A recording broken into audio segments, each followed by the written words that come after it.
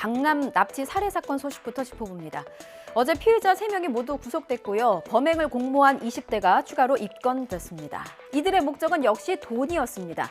피해자의 코인, 즉 가상화폐를 빼앗기 위해서 범행을 저질렀다고 털어놨습니다.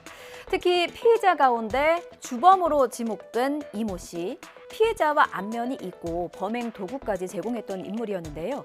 피해자의 코인 회사에 투자했다가 8천만 원을 잃었다는데 경찰은 여기에 범행의 동기가 있다고 보고 있습니다. 김태원 기자입니다. 피해자와 유가족들에게 한 말씀 해주시죠. 정말 죄송합니다. 금품 노렸다면서 왜 살해하셨습니까? 죄송합니다. 먼저 붙잡힌 연 씨와 황 씨는 가상화폐를 빼앗으려고 A 씨를 살해했다고 경찰에 털어놨습니다. 그러나 이 씨는 범행을 완강히 부인하고 있습니다.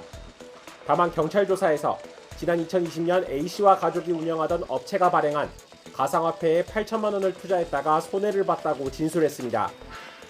이후 이 씨는 A 씨에게 2천만 원을 요구해 지원받았다고도 말했습니다.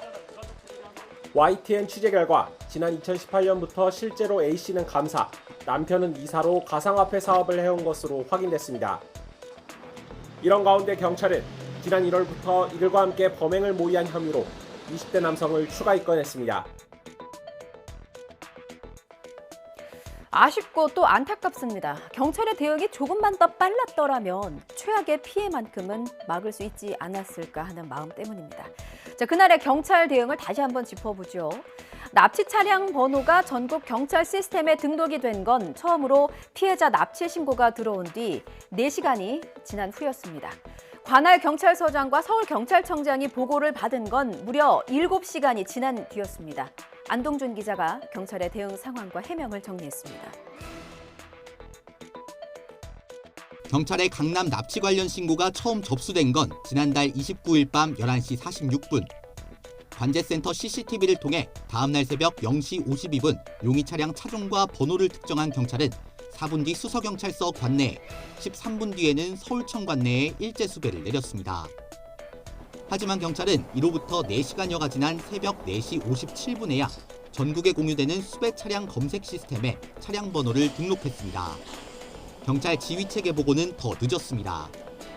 수서경찰서장과 서울경찰청장이 이 사건을 보고받은 건 아침 7시쯤으로 경찰에 신고가 접수된 지 7시간이 지나서였습니다. 경찰 초동 대응이 적절했는지를 두고 논란이 일고 있는 가운데 경찰도 공식 입장을 내놨습니다. 최초 신고자가 진술한 차종과 용의 차량 차종이 달랐고 관제센터 CCTV 화질이 좋지 않아 용의 차량을 특정하는 데 시간이 걸렸다고 설명했습니다. 또 같은 시각 엄마가 휴대전화를 빼앗기고 쫓기고 있는 것 같다는 신고가 2차례 접수돼 납치 사건과의 관련성을 확인하다가 전국 수배 검색 시스템 등록이 늦어졌다고 해명했습니다. 경찰청은 보고가 늦어진 사실을 인정했습니다. 사안이 마무리되면 보고 지연에 대한 감찰에 착수할 수 있다는 가능성도 시사했습니다. 기독교 복음 선교회 JMS 정명석 총재의 여신도 성폭행 혐의 사건과 관련한 재판이 열리고 있습니다. 어제 피해자 가운데 한 명이 큰 용기를 냈습니다. 처음으로 법정에 섰고요. 6시간 넘게 피해 사실을 증언했습니다.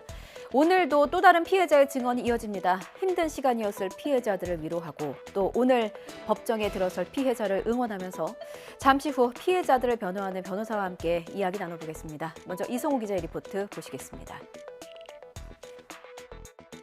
여신도들을 성폭행해 징역 10년을 선고받고 복역한 뒤에도 외국인 신도 2명에게 성범죄를 저지른 혐의로 재판을 받는 기독교 복음 선교회 총재 정명석 씨. 정 씨를 고소한 홍콩 국적 29살 A 씨가 피해 사실을 진술하기 위해 법정에 출석했습니다. 지난해 11월 18일 정 씨의 첫 재판이 열린 이후 피해 고소인을 부른 것은 이번이 처음입니다. 비공개로 진행된 증인 신문은 6시간 반가량 진행됐습니다. 피해 사실이 워낙 많기 때문에 그동안 우리 수사기관에 가서 진술한 내용들을 하나하나 이제 확인하는 절차를 거쳤다고 보시면 됩니다. 하지만 정씨 측 변호인들의 반대 신문에서 반복된 질문으로 A씨가 힘들어했다고 덧붙였습니다.